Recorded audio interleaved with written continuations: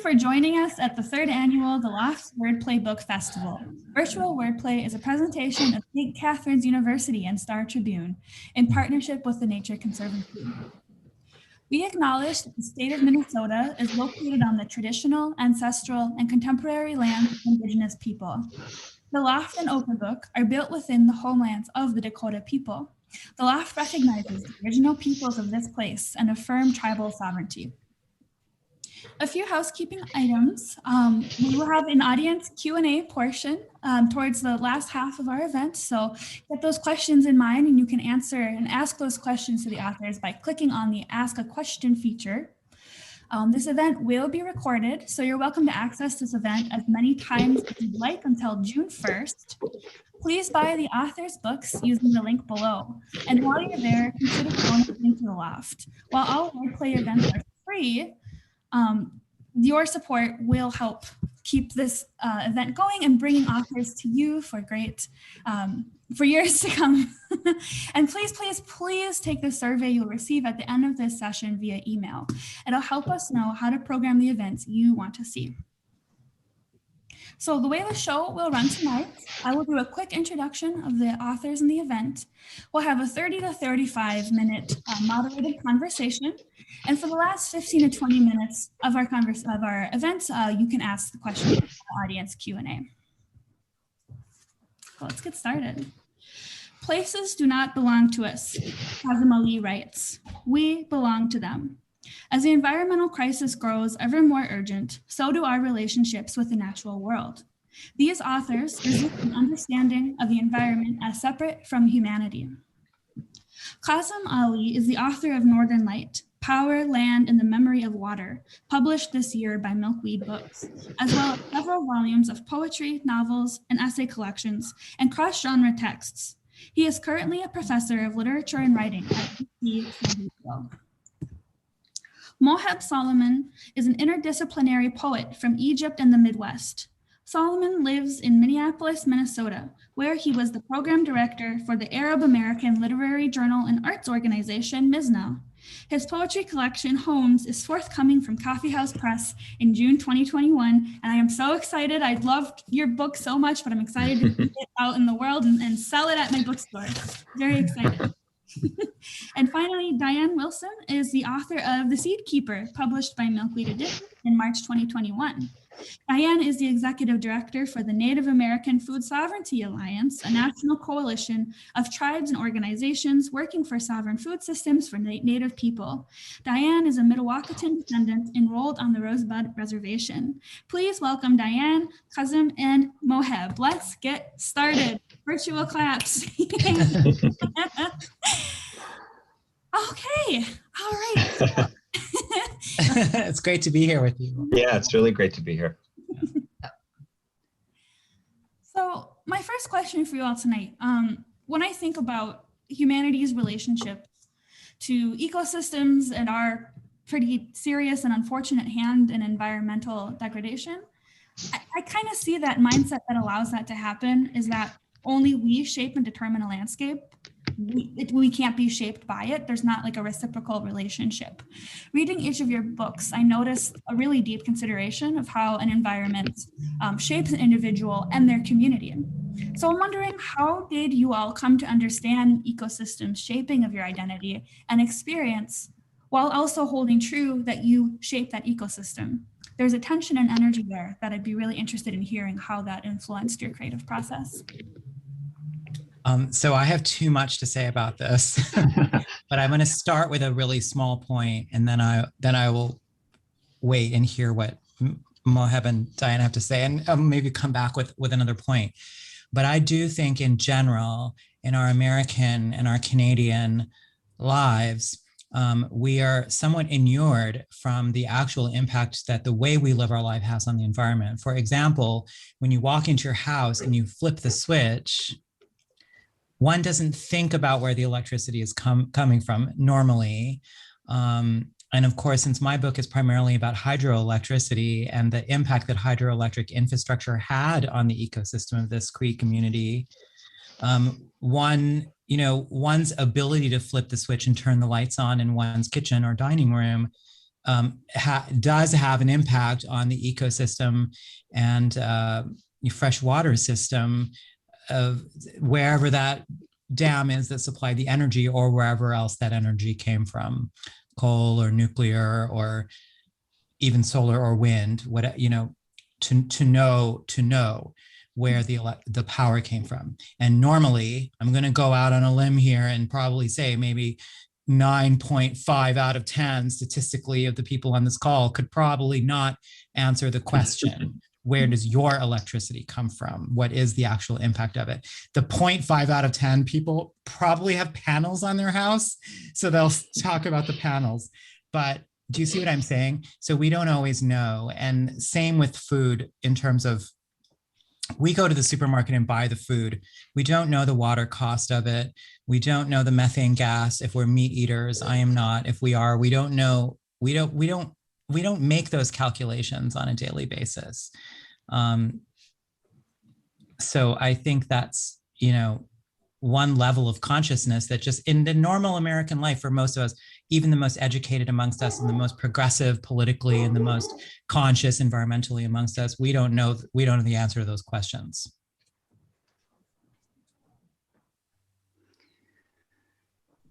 Well, I'll jump in. Yeah, please do. No, please do. One of the things that just caught me in what you said was the, the reference to food in my book, and in the work that I do in my life. It has everything to do with the relationship that we have with the world around us in terms of the earth, the water, the seeds, the air, and how our cultural relationship with everything around us is part of that disconnect.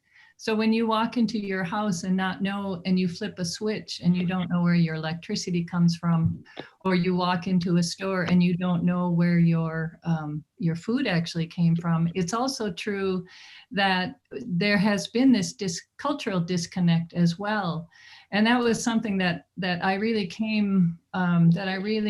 understood 20 years ago when I was first became involved with a collection of very old indigenous seeds, and by volunteering with those seeds, it drew me into work that with elders and relating to the world in a way that I understood the distinction between the worldviews that come from an indigenous place and relationship to the land, and a worldview that views everything around us as a commodity, which was such a good point in your question, Haley.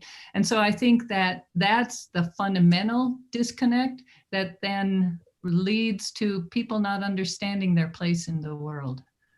Mm-hmm. Well, yeah, I mean, I'm tempted to continue, I think, the line of thinking that the two of you launched into. I just, remembering that, to me, Haley, one of the points that kind of sat with me when I heard your question was about something kind of more ephemeral or something. It made me think about like psychogeography, this concept of, that we have some kind of really inherent geographic, like, identifications happening if we can kind of really tune into them. And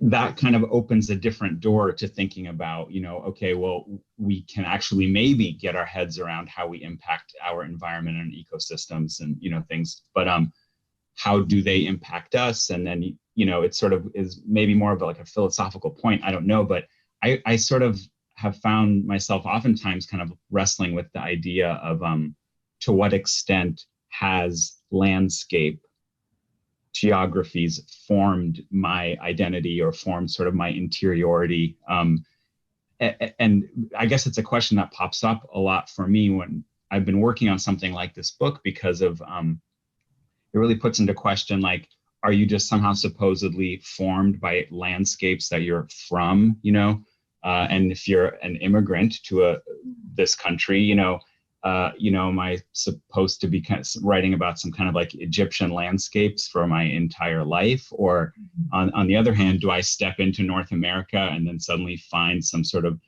pure, deep-seated identification with, conifers and lakes? And so it's like a really live question, and it maybe has a lot to do with just kind of how impactful is really being present in a place and really putting time into it to sort of just understand your surroundings outside of yourself, to then kind of come back to them and maybe find a way to identify with what's around you in a more holistic way. So yeah, I find that really, it's a really great question, and it sort of opens up those kinds of questions to me that are a bit more, of course unanswerable, but like really live. Yeah, can I jump in? With just a little? I want to say something really practical, which is that one of the things that I learned when I went up to northern Manitoba was the ways that the Indigenous communities in Canada's traditional way of living was interrupted by the Indian Act, which is the piece of Canadian legislation which governed almost all aspects of their life. And for example, certain types of agriculture were not permitted. And it was designed so that the Indigenous farmers would not compete with the Canadian farmers, and they weren't able to grow the types of things that they would traditionally grow. And so one of the things I noticed when I went into the grocery store in Cross Lake, Manitoba, was all of this stuff, the produce and everything, it was all labeled Watsonville, California. So it was the same produce I was eating in Ohio, where I lived then, or in San Diego, where I live now. And it was not, even though that is a place where you can also grow blueberries and you can also grow all of these things, Mm-hmm. So that's one thing that I want to say. But we, the way that the European kind of settlement spread across the North American continent was that it brought its own knowledges in terms of how to interact with the environment and how to do agriculture and all of those into a land that had for many thousands of years its own tradition. Okay. And so now we see in California, for example, the state unable to control the wildfires, and they're talking to the Indigenous communities about what are the traditional techniques for controlling the wildfires. How does one handle this? Or the watershed across the prairies, which for many thousands of years, the Oglala watershed that fed the entire central part of the nation, now denuded because of factory farming of beef and soy and wheat. And so we now need to go back to those traditional practices of interacting with this territory, the way that it was, the way its water patterns work and the way its precipitation patterns are, instead of what the settlers brought with them from across the ocean, from a place completely different than this. So, Haley, we could just keep going on this question for a while. We'll do this one for the whole hour. It makes you think of a lot more things, but if you want to keep moving, I understand. I just want to say, sort of, to all the points you were making, knowing very practically, investigating and being curious about where your resources are coming from and where the things that are sustaining you are coming from, I think is vital to environmental and nature writing, but also to just like development as whole people and people who are, developing a healthy relationship with the land. So I think as writers, that sort of curiosity as to, where does this come from is vital. And also knowing, how is this shaping me? So thank you for your answers. Yeah, can I just add one point to that? Because it is the practical aspect of it is really important, that we know all these things and that we have that sense of connection to place. And, over time, that is what creates that deeper relationship. But to me, that was it's important to go beyond that, to really understand that there was a very rich and deep history of belonging to a place in a way that your survival depended on it. And so that knowledge is embedded in the Indigenous people right here in this country, and right here in Minnesota, where I am. What what disrupted Dakota people here was that removal. And so I think it's critical to understand that there is a very big distinction between those two worldviews, the one that views the world around us as a relative and takes care of it from that perspective, and the worldview that views it as a commodity. And right now, that's the worldview that dominates every aspect of our lives.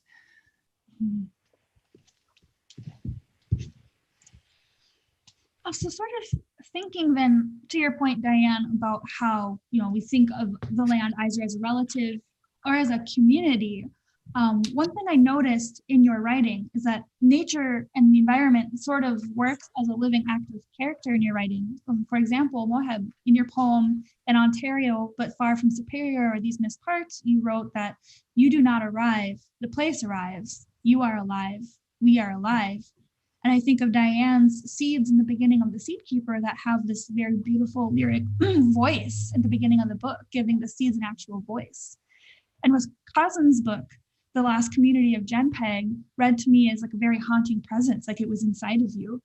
So I'd love to hear you talk about writing natural environments as living active characters and what challenges or joys there are within doing that.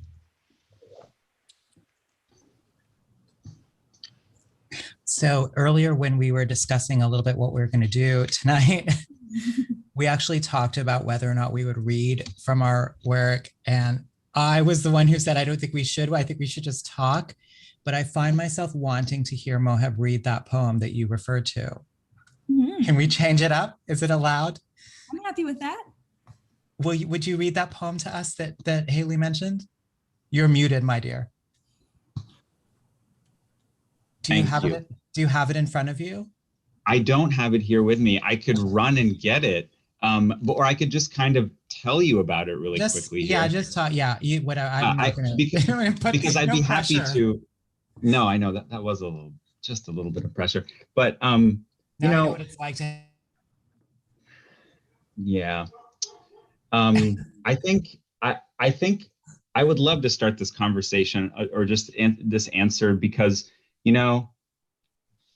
I kind of would love to hear what you all have to say about sort of the issue of like anthropomorphism, and how we try to find a balance in really embracing the non-human living world as kind of an other, and yet also understand our relationship to it as, a really powerful species that is, constantly using it for extraction. And there's sort of a real difficult line to walk in understanding how to enliven it.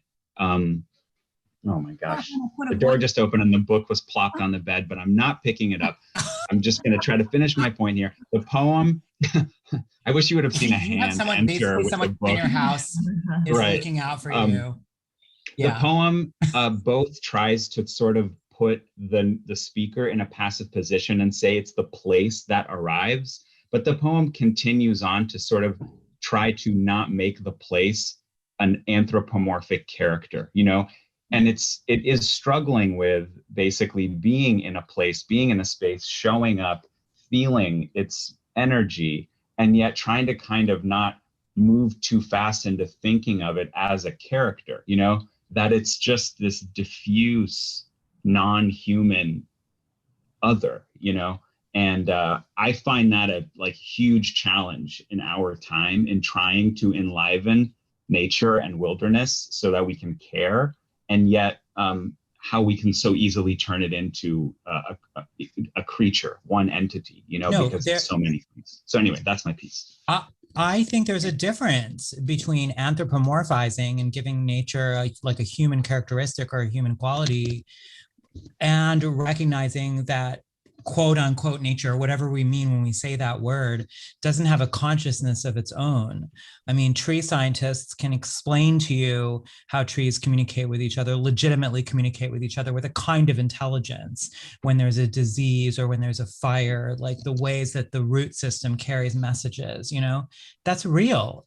And so just because we haven't discovered how stones communicate with each other, or, that giant however big, like fungus that's under the state of Michigan. Do you know what I'm talking about? I think there's a lot that we don't yet know about non-human intelligence that is, you know, how does a fungus think? You know, how does the internet think? How do bees and ants think? It's not like you can't make a metaphor of the human brain to apply to what spirits may exist that are not human. And then, of course, James Lovelock, the scientist who developed the Gaia theory, you know, when he developed the theory that the earth functions as if it was a singular organism, it was crackpot science. I mean, people thought he was just a nutball, you know, and now like pretty much every single geophysicist, geochemist, they're all like, yeah, that's basically how the planet operates. You know, 50 or 70 years later, however long it's been since he did that book. I don't remember. So we have a saying in Dakota, Mitakuye Owasi, which means we're all related. And to me, that means literally that everything around me is a relative. So I don't know if that bypasses the challenge in a writing sense of worrying about it as a character, but in my own work, I actually opened the book by having the seeds themselves speak, and my intention was to give voice to another species in a way that we don't, you know, there's this viewpoint that human beings are at the top of the food chain, and the reality is that human beings are the lowest in terms of the way we relate to plants and the rest of the species out in the world. Plants don't need us. You know, we are the most needy, the least able to survive on our own of all the living creatures. And so I think it's important that we really pay attention to the language of these other species, and that in all of their ways they're communicating with us, so that it's not verbal, it's not a literal language that we're accustomed to communicating in. But if you watch the ways that trees interact when one is suffering, you can see that root connection. And same with the birds outside my window. I mean, the language is there. Most of the time, I'm just too ignorant to understand what it is they're trying to tell me. So as a writer, elevating that voice, even though it's giving them language they don't have, is my way of interpreting what I have observed and trying to put it in a book form in a way that people see other species, non-human species, on at least an equal plane or even an elevated plane, because that relationship with seeds that is ancient is one that is really a gift to us. So that was my challenge as the writer, was how to convey that sense. And Diane, I think if I'm remembering correctly, you were working on your book for quite some time, right? Over a period of many years. Is that correct? Yeah, 10 years. 10 years, yeah. And then I think too, like, to me, it seems like you spent a lot of time listening and observing. And I think that might be one way to just that really careful, mindful attention to what's happening around you is one way to respectfully and accurately give voice to natural elements in writing. Yeah, it also comes out of the work that I do in, you know, that's not writing, is also in this world. So I spent a number of years working for a native nonprofit that had a farm. So it was working with elders, but being with the seeds and the plants and observing those daily characteristics that were a language to me, only I'm too ignorant to often understand what it is they're telling, but I'm trying to learn those languages so that I can be a good relative to all these other species.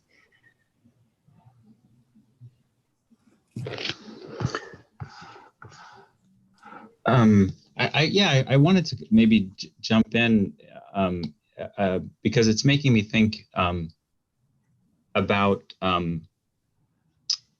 let's see. So, the two of you have been speaking a lot with the background of indigeneity as a lens for understanding this, problem. I mean, I'm not trying to make, too big of a thing out of it. And it's making me, think about my approach to it, and something that I actually do appreciate about this particular, discussion or panel, because, I think a lot about kind of the triangulation of perspectives on environment and nature between, indigenous communities, settler communities, and then immigrant communities. And, Kazim, I mean, this is something that I really appreciated so much about how you address that in your book, and trying to sort of understand where you fit into that, into these three perspectives, right? And, just so I can kind of get to the point and be specific, this book of poems that I'm here with is very much about going around the entirety of the Great Lakes region and trying to sort of understand what's here, who's here, what is this ocean in the middle of the continent, these kinds of things. And I just would find myself so much, I mean, and people who haven't been to this region, they don't realize, just the sublime scale, and just kind of the awesome, space. But, these words in and of themselves are kind of loaded in a certain perspective on wilderness and nature. And, I was aware of how seductive it was to, come into a beautiful vista over, one of these Great Lakes and just sort of project harmony on everything that I saw. There's the water, there's the cliff, the windswept trees, the bugs, and so, I saw that seduction, and I understand what's problematic about it. And I sort of understood also the sort of, I don't know, the trappings of kind of trying to take on an indigenous perspective in order to try to understand further, and then you sort of, I'm speaking from a very personal standpoint here of saying, I do worry about anthropomorphizing nature and thinking about the ways that the non-human living world, is alive, and yet trying to understand too very personally how I step into those spaces and sort of look around and make that sense, and with what lens and what perspectives I'm armed with.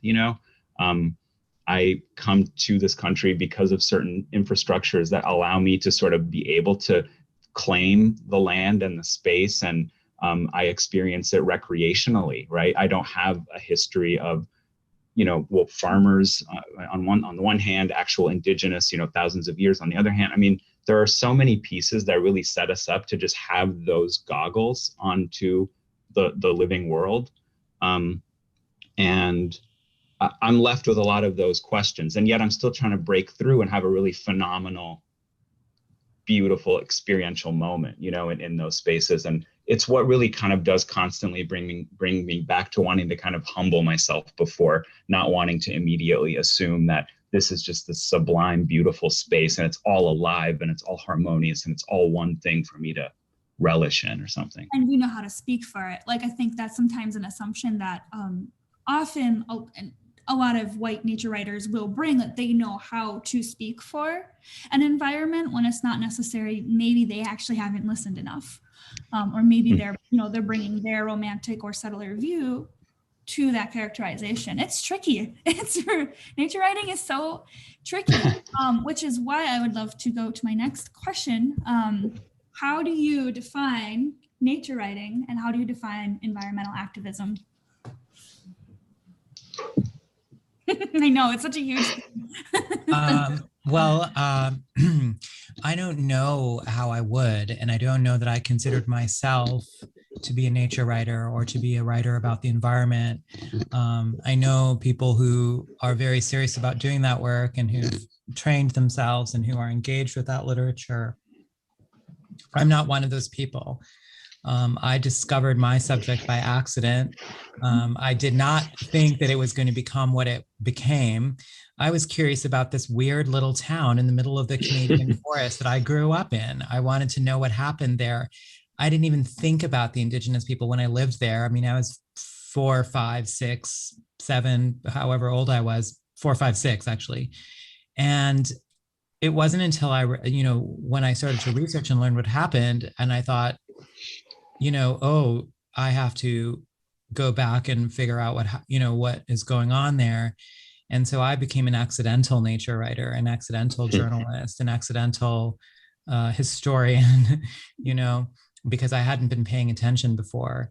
When I invoked at the very beginning, when I talked about the person who switched their light bulbs, flipped the switch and didn't know where the power came from, that's me. I didn't know. And I didn't know what had happened. All I knew about that dam is that my father helped to build it. I didn't know what happened after. And I didn't know those people, not when I lived there, and not in the 40 years since. I didn't think of them once, not one time. Well, maybe once or twice, but you know what I mean? Yeah. So I think, when you come to it, nature, when I think of like nature in quotes, I think of the old romantic sense of, and the old Platonic ideal, man is the measure of the universe, basically, like our existence, we define what everything else is in reference to us. And what Diane was talking about is we're actually not the top of the totem pole, we're the bottom of the totem pole. Bad metaphor, sorry. No, that's good. It's great. It's good. That worked. Yeah. Please forgive me. See, even our imagination is colonized, Yeah. It's so true. Yeah. I would like to ask another question to your point, Kazim. I've read a lot of your work, and you're one of my most admired writers that I've read of all time. So this is very journalistic. This is a very journalistic book. And I'm wondering, how was that process of writing it like that for you? I'm so used to your more lyric work, your lyric essay and poetry. Well, that's what I thought I was going to do. When I went up there, that's what I thought I was going to do. It just became clear to me when I was there that there was so much of the story that had to be told, that had to be explained, that I could not pass up the opportunity, to represent the people there, to not represent them in a messed up way, but to share their story. And so I shifted into, I had so much anxiety about, am I a journalist? Is that all I am? And then I started to realize that is actually a privileged position and a responsibility, that I had to share the story, that I had to explain what happened, and I had to give the history. Because, of course, for US audiences, there's no awareness of the Canadian legal context governing the way that Indigenous communities in Canada were colonized, which is very different than what happened in the United States. And so, aside from a few armed skirmishes, it was mostly done by legislation and in many other devious ways that continue to this day. For example, most of what we think of as Canadian territory is unceded treaty land. That ruling that happened in Oklahoma saying like, well, actually, by the way, half this whole state is Cherokee land legally. That is 90% of Canadian territory. If a similar judgment were made, the nation of Canada, the way we understand it, wouldn't exist anymore. And so so I had to become a historian. I had to become a journalist. I had to become a political writer, like an opinion writer, the memoirist and the poet, the writer I thought I was going to be, it was not going to serve in this circumstance.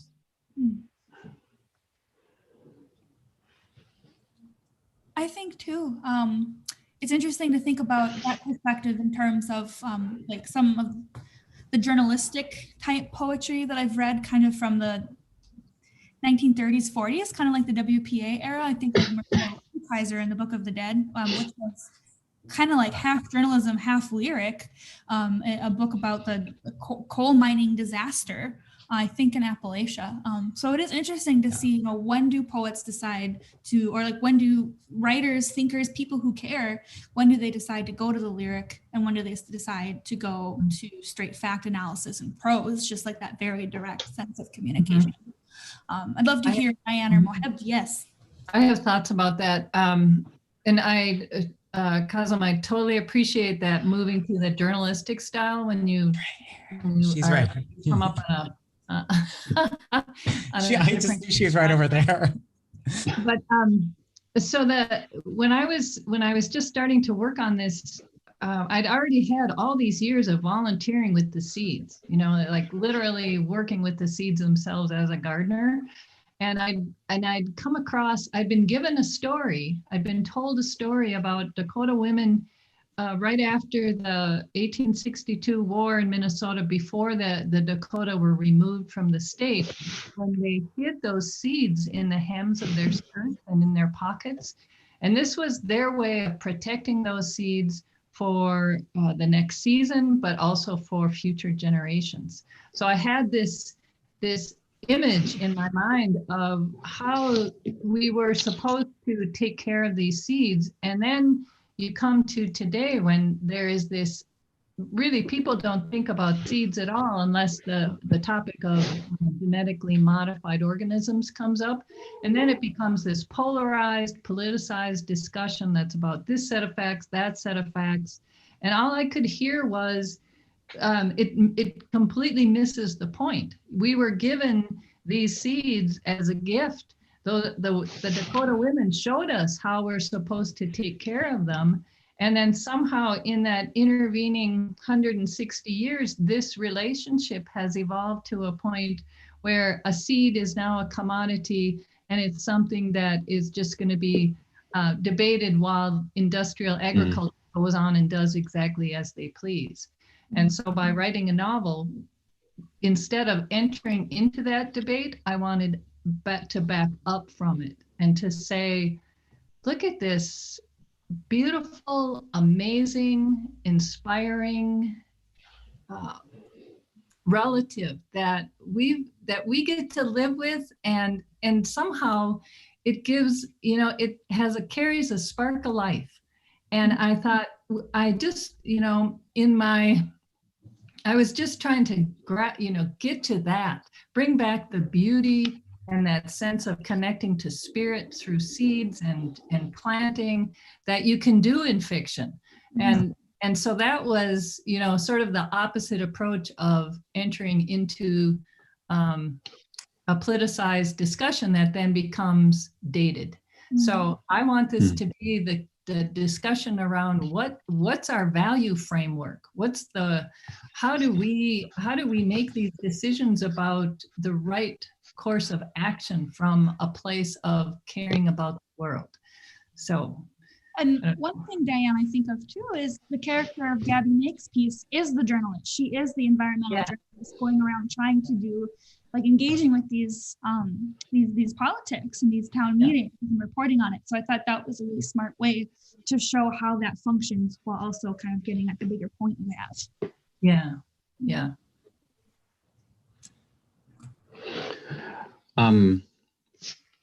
Maybe I'll jump in to try to answer that question too. Let's see. I mean, I would like to say that I guess I want to embrace the term nature writing because I'm aware that it is a little dated itself, and there are problematic things about it. And so that to me it sort of makes me a little, it makes me want to just pause for a second and say, well, are we throwing out a lot of other things? What do we maybe need to salvage before we just kind of completely, leap into new discourses about some things? And so I sort of, like, in thinking about that, I want to value the concept of nature, because to me it's sort of, because I feel that we've slipped really far into in an urgency to address some of the real problems of the world, into a very utilitarian understanding of the environment, and into thinking about resource management. And so, I'm aware that, like, okay, well, we do need to step up to those issues, but it still has kind of it's like laced with kind of accountability discourses, and it's still kind of a capitalist framework sometimes, the ways that we are really obsessed with trying to understand and sort of quantify a lot of the ways that we're destroying the planet. And so I would like to think that, well, part of our interest is in still resurrecting a real love and a real curiosity about just this completely alien yet utterly intimate world that we live in that is not all human, So that to me is something that like I probably naively came to love about nature writing when I was first learning about the breadth of poetry, for example. And sort of like wanting to be aware of like all of the problematic, like Kantian sublime nature, stuff that we've deconstructed, but not wanting to just be like patently like critical about that kind of thing. Because I think, for me, when I guess I'm saying when I came to sort of think about the Great Lakes as a region and try to understand it in a larger sense outside of all its geopolitical boundaries. And, it's interesting, how in the US, it's so much more fractured because of the geopolitical boundaries, whereas in Canada, because it's all within Ontario, to me, it seemed like there was a bit more of a holistic sense of the whole region. And that just kind of really points to all the ways that we can really kind of fracture something just simply by the ways that, we divide who's the caretaker, who's overseeing, its management and its health. And so, that just even thinking about the region as a whole to me was kind of this thing of like, am I creating some big sublime, sort of fantastical thing? Or am I trying to maybe see something that's larger than life that I can belong to in like the sprawling Midwest, And so those questions kind of to me actually do come back to thinking about, is this book that I worked on and these poems that I worked on, are they nature writing? What, is it some kind of postmodern nature writing? Is there a contemporary form of this? These set of ideas, because the poems really try to not fall head in to some of the environmental discourses that I'm, of course, really tapped into about the Great Lakes, about invasive species, about, all of that. So, just to sort of want to be cautious about it, I sort of enjoy thinking about what can be salvaged from that term, Yeah, thank you. Thank you all for your insight. I do think we have our first audience question, if you'd like to transfer over to audience questions. Sound good? Yeah, okay. Great.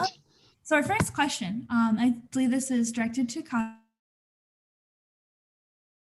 where your electricity and food and more come from, and then you realize how much damage we inflict on the environment and the disparity of damage on certain populations. How do you cope with that? Okay, that can be a question for everyone. How do we cope? How do you cope? Look, I mean, this is an issue. It is not just, yes, in the case that I wrote about, it was about material resources. It's about water. It was about hydroelectric power. It was about resources for the community. But colonization, colonialism, it has political roots too. It has ideological roots too. And it might have even religious, spiritual roots too. We cannot forget about that. Part of the colonization of the New World was driven by Christian missionary belief and the notion of manifest destiny of like this, we deserve the continent. And as we speak in Jerusalem, there is incredible unrest over two Arab neighborhoods in East Jerusalem, Silwan and Sheikh Jarrah, where the residents are being threatened with eviction to make space for other people to come in and take the place they live. So yes, there is a narrative that exists. Jerusalem is the eternal capital of the Jewish people. That is something that people believe. But the people who live there, who aren't might not believe that, but they're governed by it and they're impacted by it. And, last night, actually just last night, it was like something like 200 people were injured when the police stormed into the Al-Aqsa Mosque, and we're in the middle of Ramadan. It's the most sacred night of the Muslim year, basically. This is like our Christmas. It's not our Christmas, but it's like equivalent to that, you know what I mean? So this is real, and it's happening. It's not the only place it's happening. This type of thing is happening where this notion of manifest destiny, quote unquote, as was part of the American, kind of political beliefs over not only can we own people, but that this land belongs to us. We've never seen it before. We just showed up. We just got here. We landed here. But by the way, it belongs to us. You know what I mean? So that attitude, that's what Diane was talking about when she talks about, the human thinking that the non-human is at their beck, or for them created. That's an ideological belief. That's an ideology. It's not just about, we live this way. We like the convenience. We like to go and buy strawberries when we feel like having strawberries. We like to be able to flip the switch, and then there's power. This is how we live. We don't live other than that. It's like at our convenience. Everything in the world should be at our convenience. It's going to get us into trouble. It has already, but we're not going to be able to do this much longer. We have to figure out what the next thing is. I think that's kind of why, for me too, so many people who were in North America, so many people who are non-Indigenous are now being called in deep, unexplainable ways to pay attention to what was in front of us all along that we were not looking at before. I think there is something like very, very big vibration that's happening in existence that's basically saying, like, get your shit together. It's going down. It's happening now. Like, buck up, look up, And so we are, I think there's going to be a huge reassessment that will necessarily, it has to happen. Otherwise it can get much worse. Mm-hmm. I have another question from the audience to pose to you all. Are there other voices, other artists, authors, and other mediums, journalists that you all see your work in conversation with?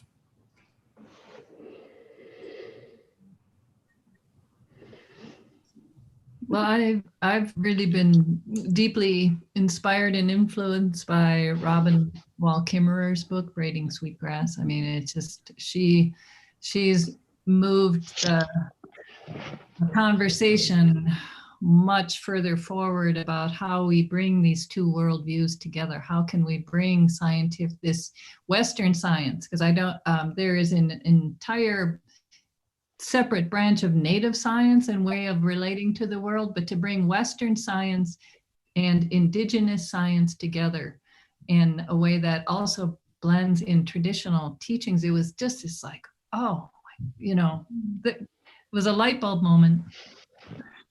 And Diane, speaking of Braiding Sweetgrass,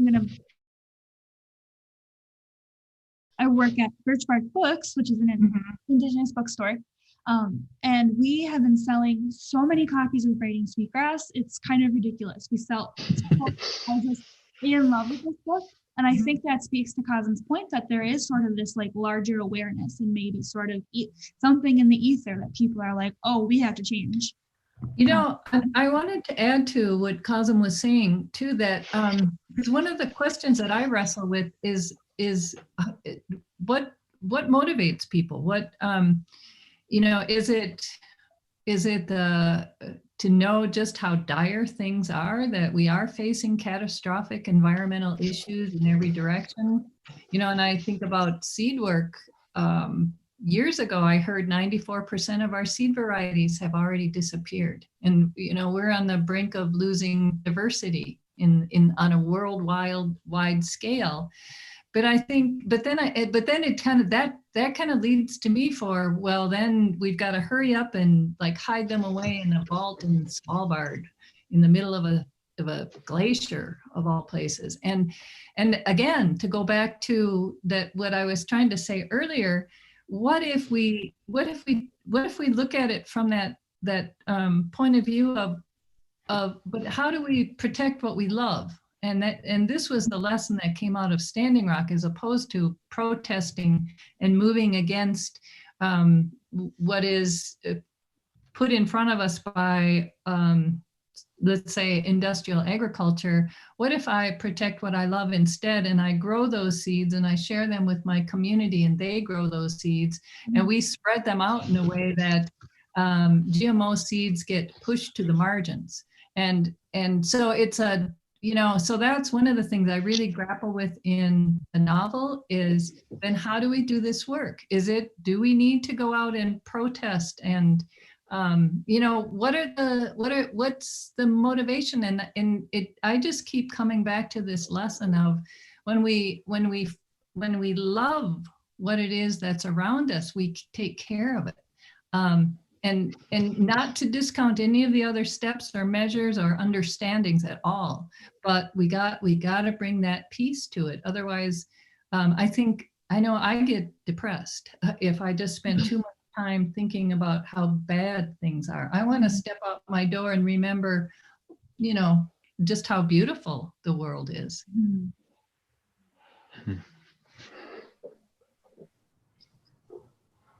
Thank you, Diane. I have another question, unless someone else wants to answer this one still, that I think might be a good one to kind of wrap up on, because if you can believe it, already we're 8 minutes away from our closing time.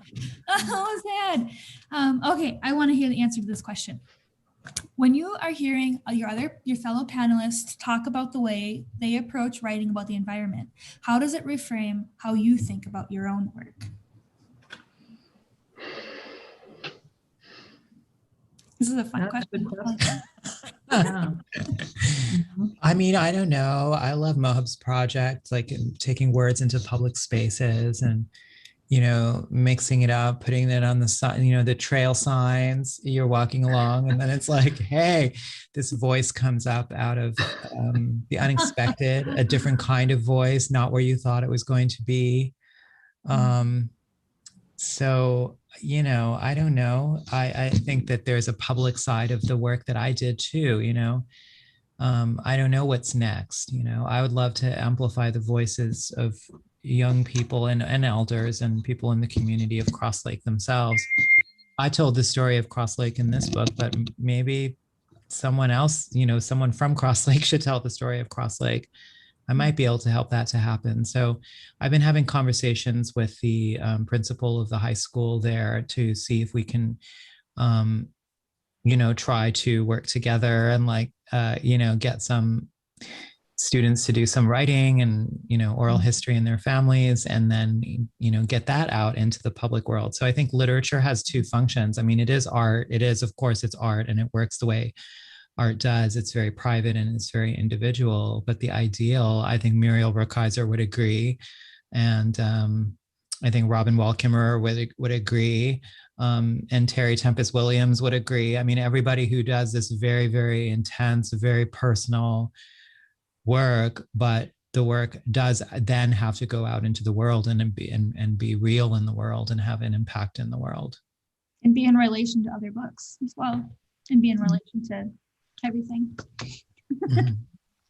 Yeah, I guess that might be a pretty good summary, to sort of how I feel about, like we have three very different projects here among us, and three very different approaches, and yet I think, the three of us sit very clearly on one side or within one approach, and, a sort of collection of communities about how we value wilderness, nature, environment, whatever you want to call it. And I really would love to see, the discourse that I think we're all a part of just continue to proliferate and have different kinds of projects that all are still about what I, maybe too unromantically keep saying, is the non-human living world, to sort of put ourselves in relation to, but in perspective.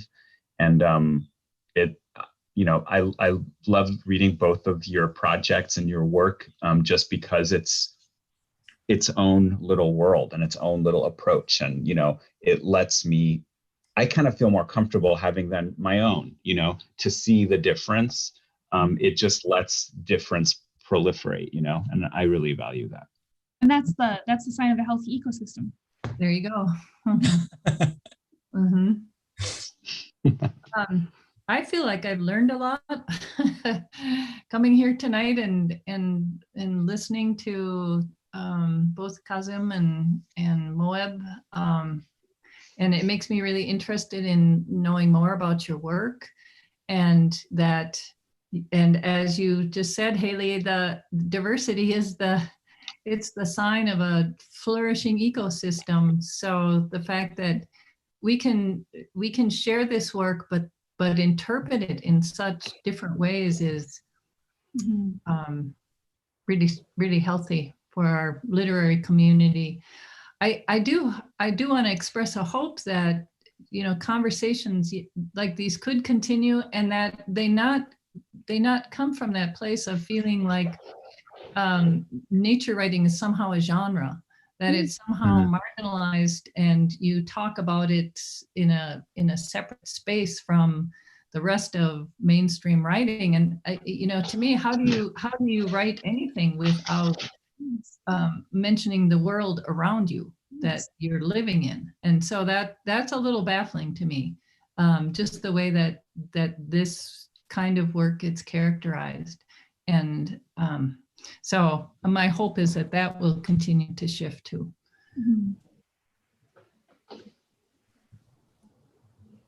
Same here. Well, we have 3 minutes left. If you guys want to leave with any parting words with our audience tonight, I'd love to open up space for whatever you want the audience to leave with. I think, Diane, you gave us some good words to hear. More closing thoughts. That's a lot of pressure. Yeah. Closing thoughts. Closing thoughts. Yeah, we shouldn't think of it as opening. I think it's good to know where your power comes from. That's like metaphorical and literal. Where your food comes from, what goes into what kind of energy goes into putting what's on your plate. Yeah. I think that's an important thing to know. I guess I would, I did just had a very simple thought to a question that came up before about, influences and things like that. And because we're in just a thoroughly literary space, and it's been a wonderfully literary festival, it just comes to my mind how much something like, music without words really is something that holds me together so much when I'm working on a writing project. And, leaving the computer and being in the outside world just means more to me than anything when I'm completely consumed in working on writing. And sometimes it's just, really needing to take a real deliberate move towards something that on the outside seems like antithetical to writing, that actually can like feed you so much, like not listening, not hearing words, and not, using your language, but using your body or something. So that's a definite, parting thought, when you're done with this session, you could try to experience one of those two things. Yes. Yeah, love that. Thank you so much, everybody. I think we just hit 8. So thank you so much to our wonderful authors and to the Loft members who make these events possible, and to our sponsors at St. Catherine University, the Star Tribune, and our partnership with the Nature Conservancy to make this possible tonight. Folks, don't forget about that survey that'll be coming to your inbox after this session. Let us know what you loved and how next festival can be even better. And we got, yes. Thank you all. Thank you. It's great to be here with you guys. Yeah. Yes, Thank you.